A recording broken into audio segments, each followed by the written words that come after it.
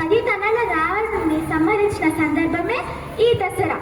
దుర్బుద్ధితో రావణుడు సీతను అపహరించగా అతి బలవంతుడు అంజనీసుతుడు సీతజాలను కనిపెట్టి రాముడికి నివేదించాడు.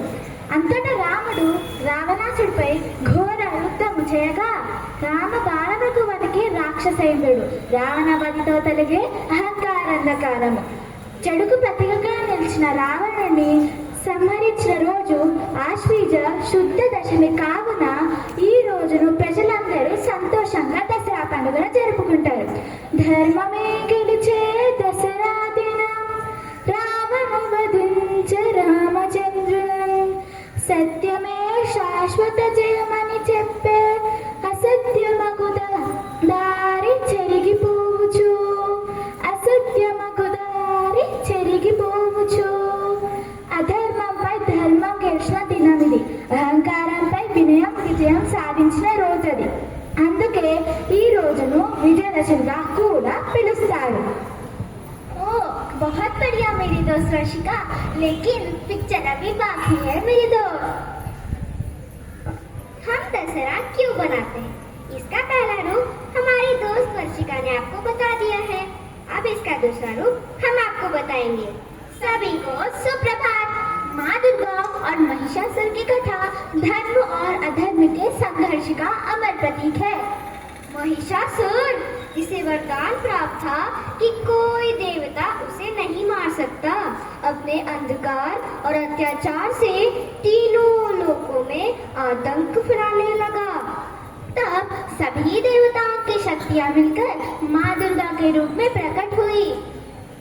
माँ दुर्गा शेर पर सवार होकर महिषासुर से पूरे के पूरे 9 दिनों तक युद्ध किया और 10वें दिन उसका वध कर सत्य और न्याय की विजय सुनिश्चित की.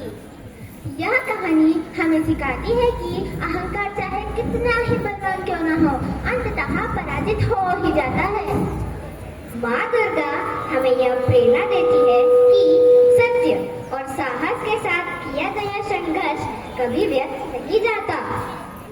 तो आइए हम सब यह संकल्प लें कि हमारे जीवन में हर बुराई, अंधकार और अहंकार को दूर करके सत्य, साहस और धर्म का मार्ग अपनाएं. यही तो माँ दुर्गा की सच्ची पूजा है. महिषासुर का नाश किया है, सत्य का उजियारा दिया है, शक्ति रूपिणी करुणा धारा, माँ ने मिटाया भय अंधकारा. हम सब तेरे चरणों में आए, साहस बल की शिक्षा पाए.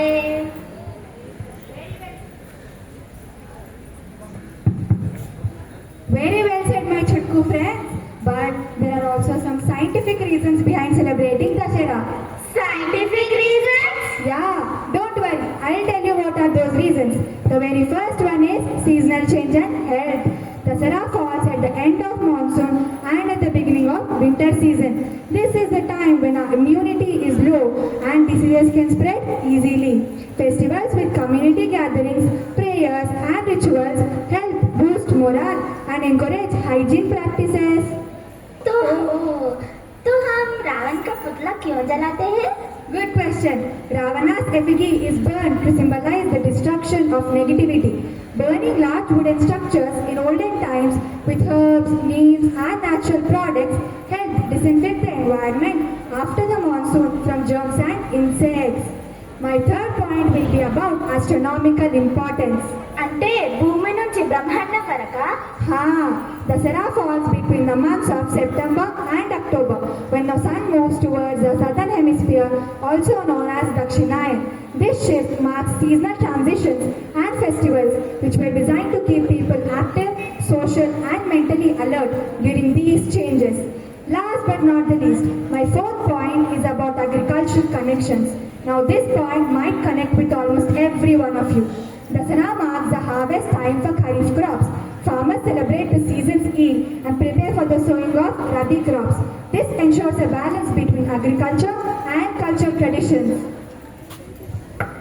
Oh, so informative, sister. I hope everybody would understood why we celebrate Dasara. Thank you.